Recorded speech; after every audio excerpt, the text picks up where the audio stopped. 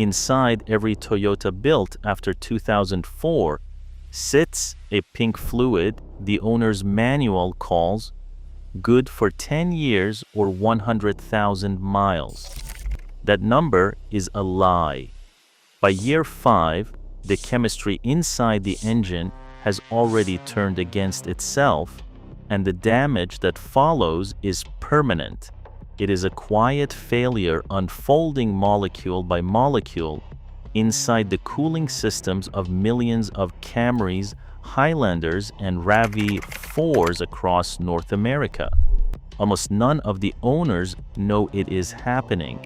The story begins, as so many automotive stories do, with a marketing decision.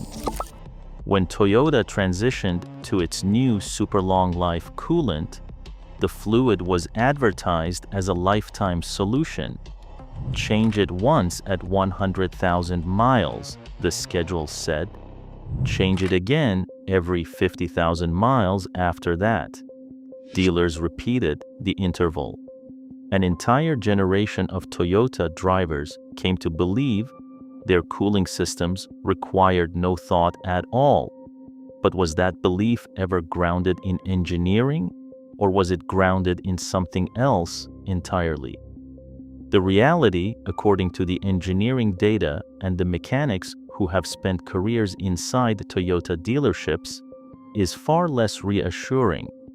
There is a 5-year gap between what the marketing department prints and what the chemistry demands.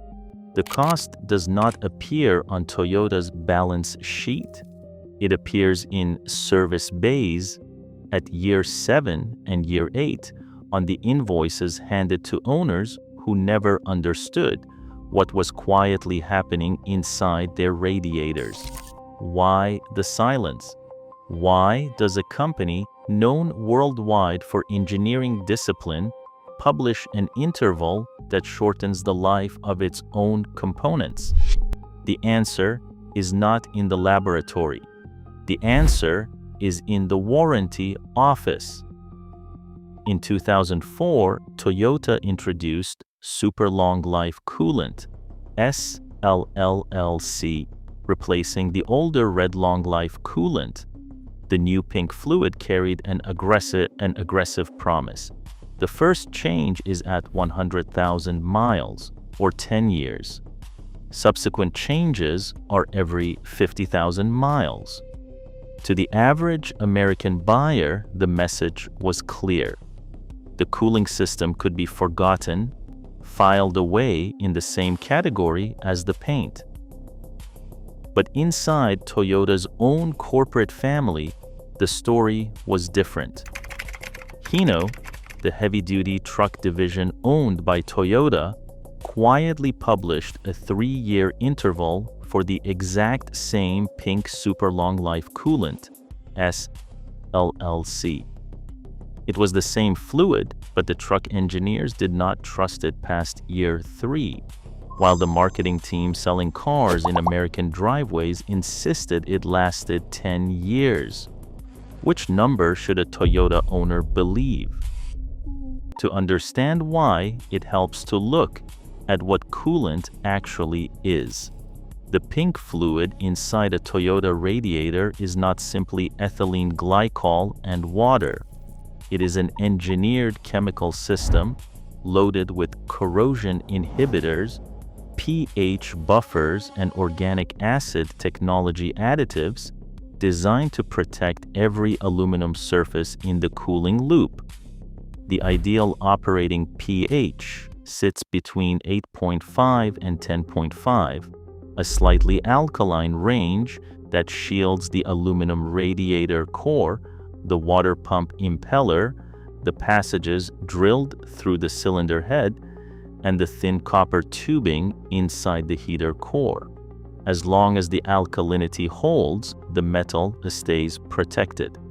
But the additives that maintain the buffer are not permanent. They deplete. They react with oxygen, with dissimilar metals, with combustion gases slipping past the head gasket every time the engine runs.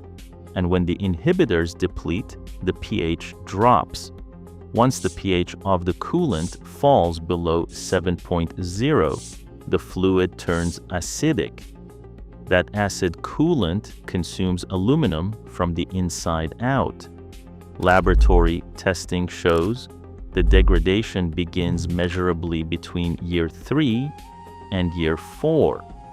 By year 5, corrosion inhibitors have depleted by 40 to 60%. By year 7, the coolant is no longer protecting the engine. It is actively dismantling it, one microscopic ion at a time. And in the 10,000 service bays scattered across North America, almost no one ever tests for it. Why would a dealer check a pH strip that generates no billable hour? A coolant pH test strip costs roughly $2 and appears on no service menu. There is a second failure mode, rarely discussed outside specialist circles. It is called electrolysis, the quiet mechanism behind the pinhole leaks and cracked plastic tanks that define Toyota Radiator failure at the 7-year mark. Every modern Toyota is a network of electrical components: cooling fans, sensors, relays, oxygen heaters, a battery ground strap bolted to the engine block. On hybrid models, an electric water pump. When any one of those components develops a weak or corroded ground connection, a near inevitable consequence of aging, stray electrical current begins searching for an alternative path back to the battery. Old acidic coolant becomes that path. The destruction that follows is invisible until it is too late. The voltage required to cause damage is almost absurdly low. According to US Radiator, an aluminum radiator specialist, anything above 0.03 volts flowing through the coolant is too much. A strong electrolysis current, the company warns, can kill a radiator in days. 0.03 volts. Less than a dying 9-volt battery. Less than the static charge from walking across a carpeted floor. Enough to strip aluminum ions out of the radiator, water pump, and heater core, one microscopic layer at a time. Griffin Thermal Products, another aluminum cooling manufacturer, sets its alarm threshold at 0.10 volts, above which it warns of rapid corrosion, pitting, flaking, and eventual pinhole failure. The test to detect it takes 30 seconds and a $12 multimeter. It appears on no routine service checklist. Fresh Toyota pink coolant, properly buffered, resists electrolysis. Degraded coolant amplifies it. And nowhere in the 1,000-page owner's manual does the word electrolysis appear. Not once.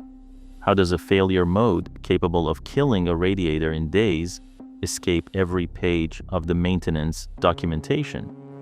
Toyota's chemists engineered a fluid capable of resisting it for roughly 5 years. The marketers told the public it lasts 10. The 4 years of silent aluminum destruction between those numbers fund the steady trade in replacement radiators and water pumps at dealerships across the continent. The public contradiction of Toyota's official interval came not from a competitor, not from an independent engineer, but from inside the dealership network itself. A Toyota master mechanic named Ahmed, who runs the YouTube channel The Car Care Nut, spent more than 2 decades inside Toyota service bays and holds certifications most dealer technicians never earn. On camera, he recommends changing a super long life coolant every 50,000 miles or 5 years from new, rejecting the 100,000 mile first interval Toyota publishes. His reasoning is empirical. His shop receives the same failures week after week. Premature water pump leaks on the A25FKS engine used in 2018 and newer Camrys and RAV4s. Radiator end tank cracks on 8th generation Camrys between 80,000 and 130,000 miles. Heater cores developing pinhole leaks at the exact moment the powertrain warranty expires. The pattern reveals something economists recognize as a design signal. Toyota's powertrain warranty on most models runs 5 years or 60,000 miles. The factory coolant interval is calibrated to outlast that warranty, not the engine beneath it. A radiator failure in year 8, triggered by acidic pH and pitted aluminum, falls outside the warranty window and onto the customer's invoice. A water pump disintegrating at 110,000 miles arrives long after Toyota's responsibility ended at 60,000. The math is not accidental. The math is a product decision. The clearest evidence that the schedule is a marketing document rather than an engineering one comes from Toyota's home country. The same pink SLLC chemistry sold in America is sold in Japan, but the maintenance culture surrounding it is entirely different. Japan's shaken inspection system, which every vehicle must pass every 2 years after the initial 3-year period, mandates cooling system pressure testing at every inspection. Master mechanics servicing older Toyotas under shaken drain and refill the pink coolant every 5 to 6 years, regardless of the manual. They have watched 15-year-old Japanese market Camrys and Crown sedans cross 300,000 kilometers on their original water pumps, as long as the coolant is kept fresh. Same vehicle, same fluid, same engineering, dramatically different outcomes depending on which maintenance culture surrounds it. Why does Toyota publish a schedule for America and watch its home market technicians quietly practice another? The American schedule was never calibrated for the engine. It was calibrated for the warranty. There is a further chemistry story that rarely reaches the average Toyota owner concerning what happens when the wrong coolant enters the system. Several aftermarket coolants sold in American auto parts stores, including some labeled compatible with Toyota Pink, contain an organic acid called 2-ethyl hexanoic acid. Mechanics shorten it to 2-EHA. Technical analysis confirms Honda Type 2 and Toyota Long Life Coolants are free of 2-EHA salts, and no genuine Asian phosphated hybrid organic acid coolant uses the additive as an inhibitor. The reason is simple. 2-EHA is a plasticizer. It softens plastic. And the cooling system of a modern Toyota contains plastic almost everywhere. The radiator end tanks, the water pump housing on the newer E25 engine, the overflow reservoir, internal hose fittings, and the impeller of certain electric water pumps. Toyota's genuine pink SLLC, part number 00272S all LC2, excludes 2-HA for that reason. When a quick lube shop tops off a Toyota cooling system with a universal, all makes Asian compatible coolant containing 2-HA, the plasticizer begins its slow work. Plastic tanks soften, gaskets weaken, seals yield. Combined with the natural pH drift and silent electrolysis already underway, the result is the failure profile documented endlessly on Toyota Nation and Club Lexus. Mysterious radiator tank cracks. Water pump weep leaks. Heater cores developing pinhole failures at 80,000 miles. The owners did nothing wrong. The wrong fluid did everything wrong. The fix, for those who know what Japanese trained Toyota mechanics actually practice, is almost simple. Every 5 years or 50,000 miles, whichever arrives first, drain and refill with genuine Toyota Super Long Life Coolant, part number 00272 SLLC2, pre-diluted 50-50 mix, available at every Toyota parts counter, roughly $25 per gallon. The petcock drain sits on the bottom passenger side of the radiator.